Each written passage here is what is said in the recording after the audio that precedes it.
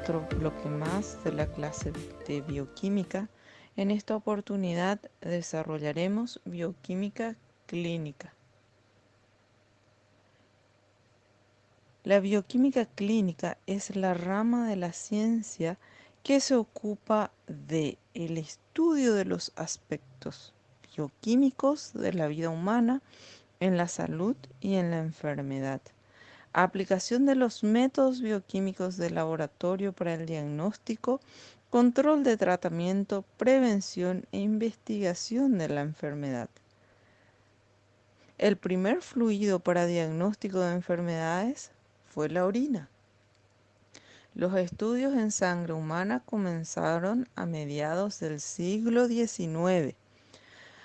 A finales del siglo XIX, en los principales hospitales se determinaban en sangre hemoglobina, hematíes o glóbulos rojos, los leucocitos o glóbulos blancos. Se realizaban exámenes del frotis, en orina, proteínas, glucosa,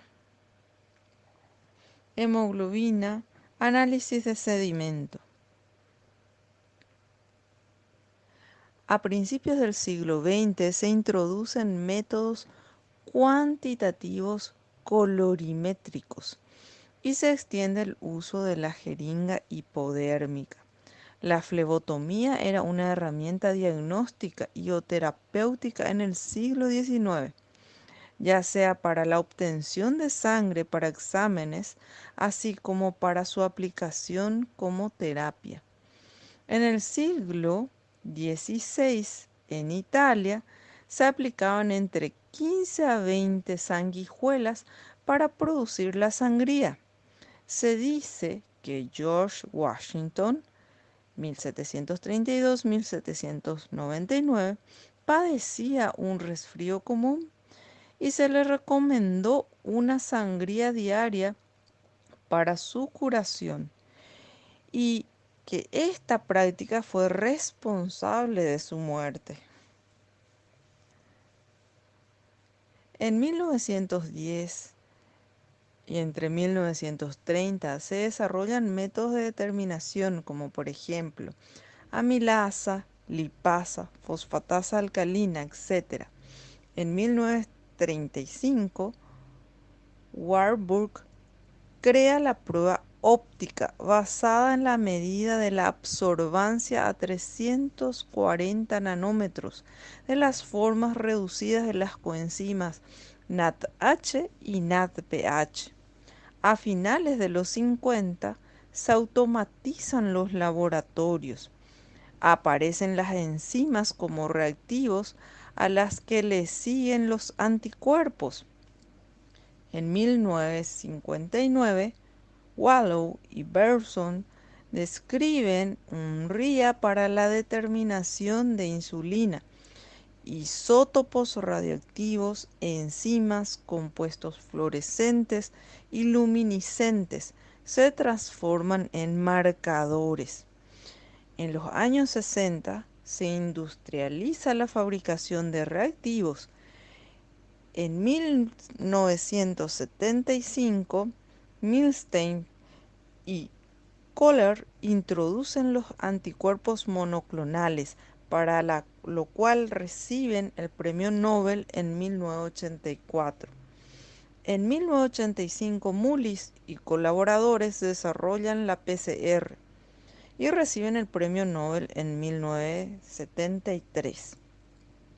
El establecimiento de los laboratorios clínicos entre 1790 y 1840 se introducen. La fase de institucionalización entre 1840 y 1855. La fase de extensión entre 1855 y 1890, que ya constituyen lujos científicos caros que requerían de espacio y se tardaba mucho tiempo en las pruebas. Esto es un poco a referencia de la historia de la bioquímica clínica. ¿Cuál es el objetivo de la bioquímica clínica? La bioquímica clínica posee objetivos fundamentales para la práctica de la medicina. Ella busca explicar fenómenos patológicos a nivel molecular. Por otro lado, también puede indicar en qué forma la enfermedad distorsiona la homeostasis. Entre las funciones del bioquímico clínico tenemos incluidas actividades como asistencia, investigación básica e investigación y desarrollos aplicados, intervención en el proceso diagnóstico. Y en 1920 se mencionan instrumentos de laboratorio, por ejemplo, en Estados Unidos, un hospital moderno de 200 a 300 camas se consideraba bien equipado si tenía balanza, microscopio, centrífuga, Bunsen o colorímetro de Dubosc. ¿Cómo se hacía la química en un laboratorio en 1970? Bueno, se necesitaba de equipos como balanza, espectrofotómetro, fotómetro de llama, aparato de Van Slyke, colorímetro de Clet y centrífugas. En esa época, para realizar los cálculos, no había calculadora. Se usaba una regla de cálculo. Posteriormente surgen automatización, control de calidad estricto, fax, PC, sistemas informáticos de laboratorio. Todos estos equipos no existían en esa época. Los laboratorios clínicos tienen poco más de 100 años de existencia, de los cuales los últimos 40 años han sido de evolución constante. A principios de los años 60, se tenía un reducido número de determinaciones, los reactivos se preparaban en el propio laboratorio y los métodos analíticos proporcionaban interferencias, errores. A mediados de los años 60 y principios de los años 70, hubo un cambio profundo por dos innovaciones que se introducen en el laboratorio clínico: la producción industrial de reactivos con fines diagnósticos y la automatización. El crecimiento en la demanda de pruebas es debido a mayores conocimientos de fisiopatología y al enorme desarrollo de la industria química. Actualmente, ¿cómo es un laboratorio clínico? Un laboratorio bioquímico industrial está basado en modelos de productividad con el fin de obtención de datos analíticos, abaratamiento de los costos, obtención de beneficios económicos. El megalaboratorio industria es la tendencia del mercado privado. El laboratorio clínico asistencial cumple una función clínica mediante la interacción del bioquímico, el profesional bioquímico, clínico, paciente, médico clínico. Prioriza circunstancias sociales, profesionales y económicas de la medicina asistencial actual. Su principio básico es la eficiencia diagnóstica, es decir, máxima información clínicamente útil con el mínimo de pruebas. El objeto principal es la mayor prestación al menor costo. Entonces, el laboratorio clínico interviene en más de 70% de las decisiones médicas relacionadas a qué: al diagnóstico, al tratamiento o prevención, siendo la parte fundamental del diagnóstico y el enfoque terapéutico. ¿En qué centro de salud alguno de ustedes internaría con absoluta confianza? Bueno, al respecto tenemos unos datos. Según el Instituto de Nutrición de América, en el 2001 Sobre la población de 278 millones de personas en Estados Unidos, 8.9 millones de personas hospitalizadas innecesariamente se tenían como datos estadísticos. 7.5 millones de actos médicos y quirúrgicos no necesarios y 783.936 muertes hubieron debido a errores médicos. Según la OMS, en el 2007, menciona que cada año a escala mundial, 1 de 10 pacientes hospitalizados resulta víctima de un daño prevenible. Entonces, la gran pregunta, ¿los bioquímicos somos peligrosos? Los errores y la calidad analítica en general de los laboratorios se sitúan actualmente en un nivel 3-4 sigma. Aquí podemos ver una tabla de valores del nivel 1 al nivel 6. Se mencionan los defectos por millón, el rendimiento del proceso, errores potenciales por 100 tubos y palabras mal escritas. Si tenemos en cuenta este nivel 3-4, en el nivel 3 se habla de defectos por millón de 66.807. Rendimientos en el proceso se menciona de un 93.3%. Errores potenciales por 100 tubos se menciona 6. Y palabras mal escritas 1.35 por página. Entre un nivel 4 sigma mencionamos defectos por millón de 6.210, un rendimiento del proceso del 99.4%, errores potenciales por tubo, por 100 tubos de 1 y palabras mal escritas de 1 por 31 páginas. Pero si atendemos a indicadores de procesos, como la interpretación incorrecta de las pruebas diagnósticas, radiología, cardiología y laboratorio, los errores pueden alcanzar porcentajes hasta del 37%, es decir, un rendimiento del 63%, nivel 2 sigma. Para la realización de análisis, ¿qué se debe tener en cuenta? La significación clínica, los fundamentos del método, las características de los reactivos provistos, la estabilidad, el almacenamiento, los tipos de muestras a utilizar para el análisis, sean estos suero, plasma, tipo de anticoagulante, sustancias interferentes, estabilidad, almacenamiento, etc.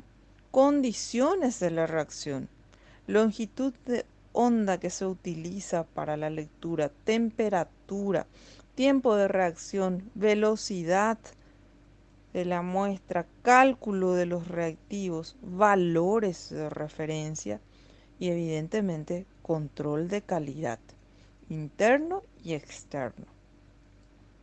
Limitaciones del procedimiento, sustancias interferentes, un rango dinámico. Entonces, los pasos involucrados en el análisis tenemos la solicitud de pruebas realizada por el médico, la orden al laboratorio, la toma de muestra o extracción de la muestra, recepción de la muestra y procesamiento de la muestra. Esto constituye una fase preanalítica. Este procesamiento de muestra puede ir a una muestra almacenada o una muestra de laboratorio para análisis. Esta muestra que va al laboratorio para análisis tiene un pretratamiento de la muestra. Este conlleva al análisis de la muestra. Este análisis de la muestra evidentemente está realizado previa control de calidad y mantenimiento y reparación de los instrumentales que se utilizan. Esta sería la fase analítica.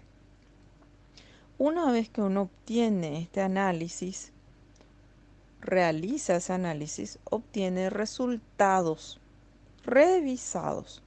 Estos resultados, evidentemente, están respaldados por unas normativas de bioseguridad y una educación continua al respecto de esas normativas que tienen que ver con el control de calidad para con el personal.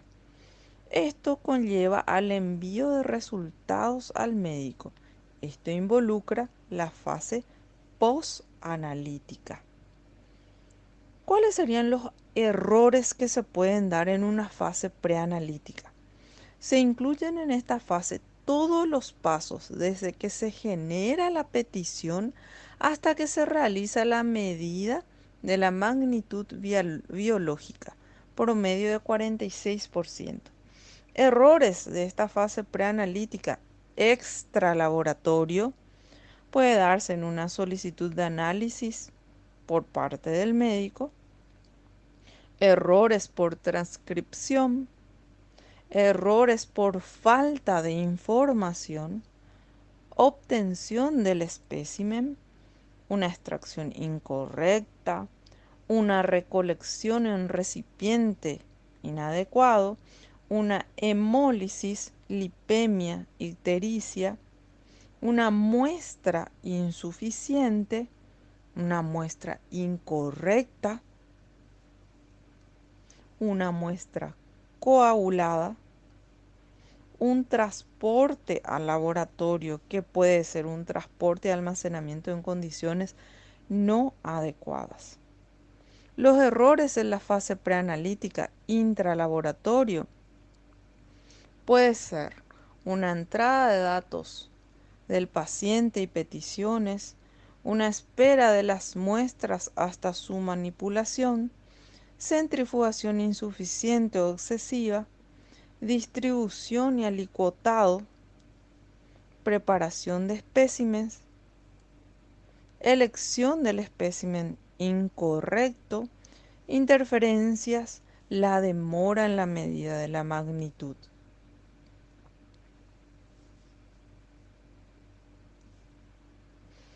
Acá podemos ver un pedido en donde vemos que este pedido no tiene los datos completos del paciente.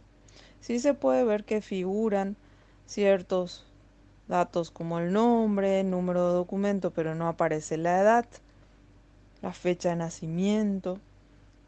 Pese a que colocó el diagnóstico, el formato de presentación. Aquí abajito dice firma y sello del profesional. Hay una firma, no sabemos si está el sello. La forma que elaboró el pedido no es el formato correcto.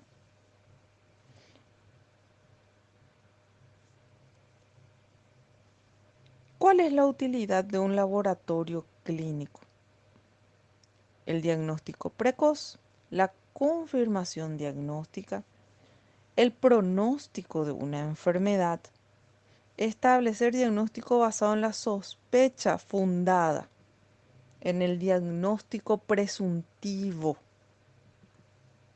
seguimiento terapéutico y evaluación de la respuesta terapéutica, determinación de factores de riesgo. El laboratorio debe ser confiable, eficiente y libre de errores. El reto del laboratorio clínico actual tiene como reto consolidarse como proceso clave y no de apoyo en los sistemas de salud. El laboratorio planteado como servicio de atención al cliente, que en realidad es el paciente, y el aporte del valor agregado a los servicios de laboratorio. Hay que recordar que por más que tengamos un servicio de laboratorio prácticamente industrializado, automatizado, con realización de X cantidades de determinaciones por segundo, por minuto, por hora, dependiendo de la capacidad del laboratorio, siempre va a ser necesario el criterio y análisis crítico de un profesional bioquímico, pues esos equipos, por más automatizados que sean, no se calibran solos, no se controlan, no realizan control de calidad solos, no tienen ese criterio de evaluación para realizar tanto calibraciones y control de calidad solos, y siempre necesitan de un profesional bioquímico que lo esté manipulando.